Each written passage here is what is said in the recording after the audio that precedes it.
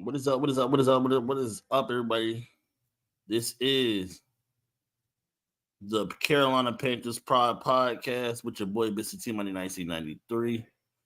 And wanted to check in, trying to catch up on some videos.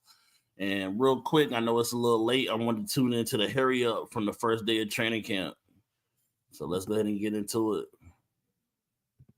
Carolina, ladies and That's a Taylor gentlemen. Swift song. That's right. You're not in Spartanburg anymore. We're right here on the Panthers practice field behind Bank of America Stadium. Some things are still the same. Chuba Hubbard's over there catching extra balls after practice because that's what he does.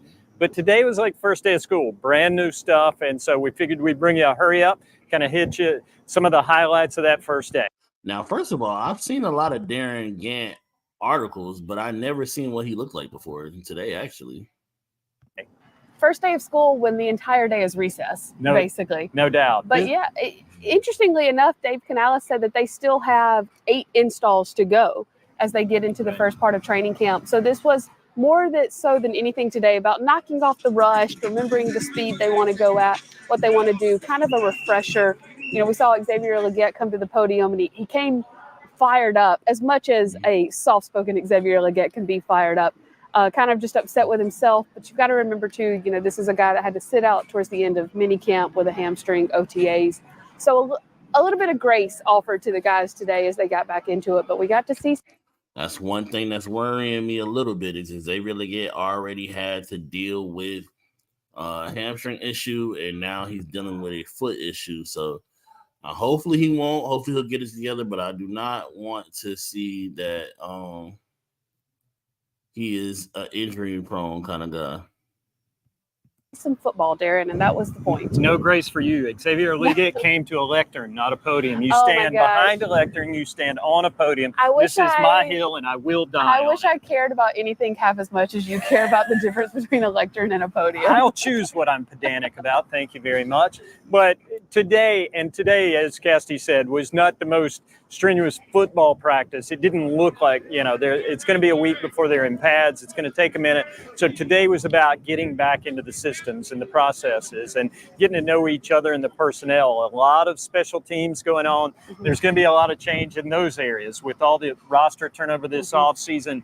They're basically rebuilding to the same degree defense and offense is. That, and then you have to deal with the rule changes.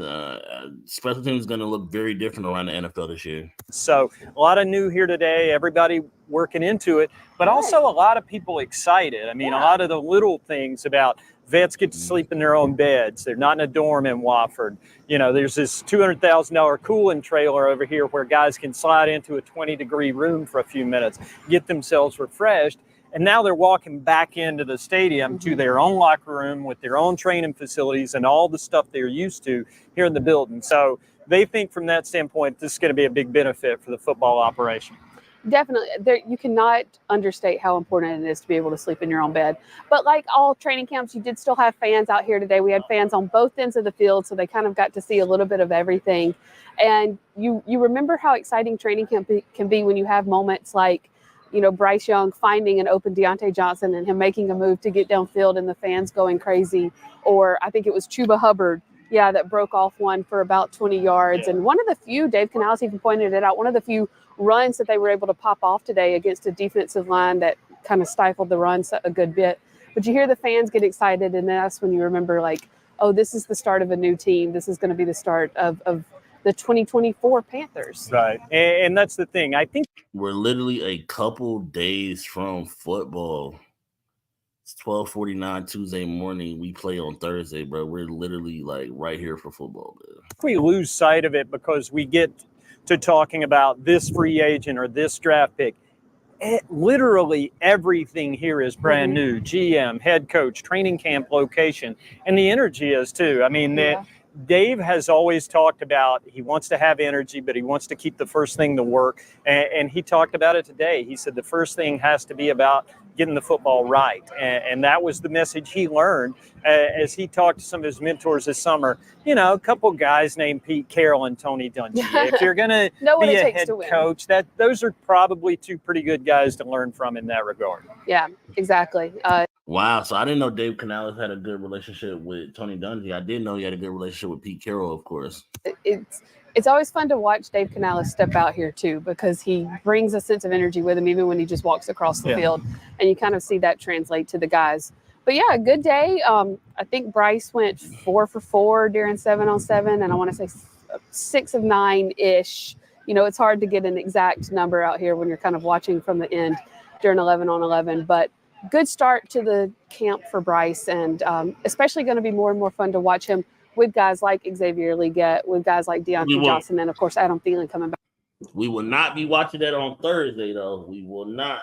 Bryce is not playing Thursday. Dave Canales already said it. Back with a full year under his belt with Bryce. She doesn't know the difference between podiums and lecterns, but she is really good at stats. This is why we keep her around. I like Everybody this has one to have right their here. thing. So, no, it is. It's a good start to camp. We're going to bring you a lot more, so stay tuned to Panthers.com. Subscribe to our YouTube channel, all of those things, because we got a lot of good stuff coming your way this summer. For now, that's the hurry up. Thanks, guys.